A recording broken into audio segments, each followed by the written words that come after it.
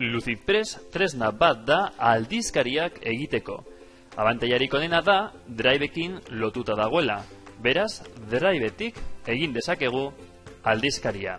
Ez baldin badaukazu LucidPress txertatuta, klikatu konektatu aplikazio gehiago, bilatu LucidPress eta konektatu. Nik konektatuta daukadanez, valorar agertzen zait. Sortuko dugu aldizkari bat.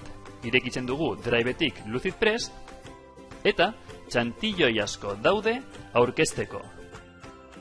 Katalogoak, hezkuntzarako adibidez, txantilloi hauek daude. Baina guk aldizkari bat egin nahi dugu. Beraz, newsletter. Klikatu eta hautatu txantilloi bat. Irekitzen da txantilloia eta letrak aldatzeko, klikatu gainean, hautatu eta idatzi nahi duzuna.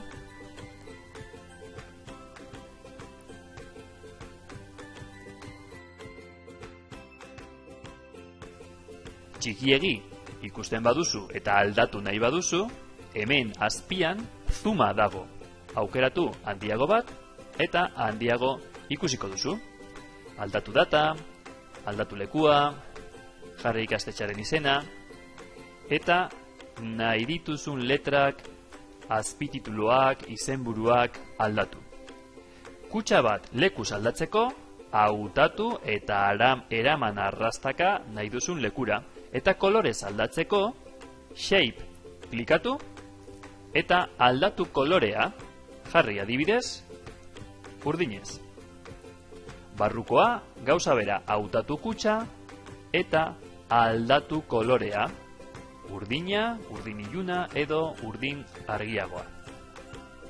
Orain letra ez denez ikusten, hautatu letra, text klikatu eta kolorea aldatu. Kasu honetan, jarri beltzez. Argazki bat aldatzeko, kendu argazkia, klikatu imajez, eta LucidPressten 2 pauso eman behar dituzu. Lehena da LucidPrestera eraman argazkia, bilatu argazki hori, eta txertatu. Hori da lehenengo pausoa. Eta bigarren pausoa da LucidPressetik eraman aldizkarira, hautatu argazkia, eta klikatu dan. Handiegia bada, kokatu nahi duzun lekuan eta tamainan argazkia. Efekturen bat eman nahi badiozu, adibidez, jarri itzala, edo handitu markoa. Behin bukatuta, Driveen egin dugunez, Driveko dokumentua denez, Driveen LucidPrestek sortzen du karpeta bat. Ireki karpeta eta hemen dago dokumentua. Orrialde gehiago gehitzeko, hor dituzu, 2. orrialdea, 3. orrialdea, 4. orrialdea, kontuz. Doako bertsioetan, bakarrik 3 orrialde egin ditzakezu. Gero, azalduko dizuet, nola lortu hezkuntzarako bertsio doakoa. Soberan daudenak, ezabatu.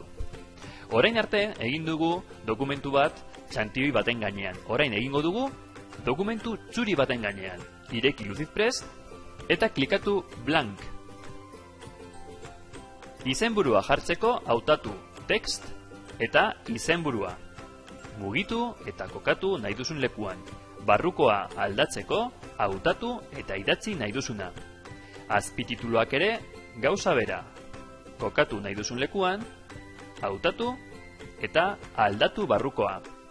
Eta testua gehitzeko, hautatu testua eta kokatu. Kasu honetan, zutabe bakarreko testua da. 2 zutabe egiteko, eskuineko zutabean, bilatu columns eta 2 zutabe egin. Lerrokatzeko testua, ezkerraldean, eskuinaldean, erdian, nahi duzuna. Kolorea aldatzeko, hautatu nahi duzuna, eta tamaina kendu edo kolorea kendu. Argazkiak gehitzeko lehen ikusi dugun bezala, imajez klikatu eta goratzen duzu pausoak. Lehenengo pausoa da LucidPrestera ekarri argazkiak. Edo ordenagailutik edo bilatu bai Bingen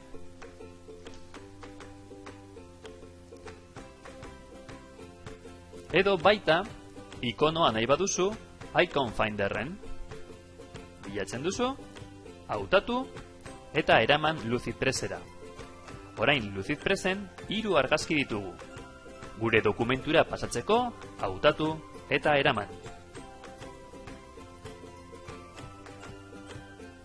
Formak gehitzeko gure dokumentuan, klikatu Shapes eta hautatu. Kasu honetan, lauki bat. Barrukoa txuria da.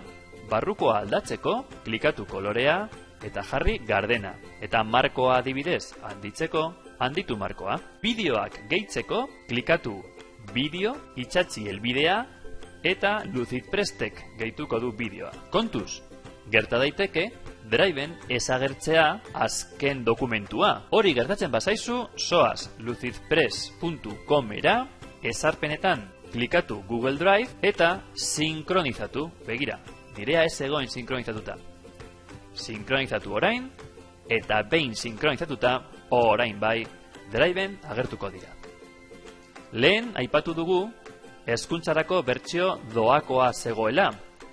Eskatzeko, sartu helbide honetan, lucidpress.com page education request.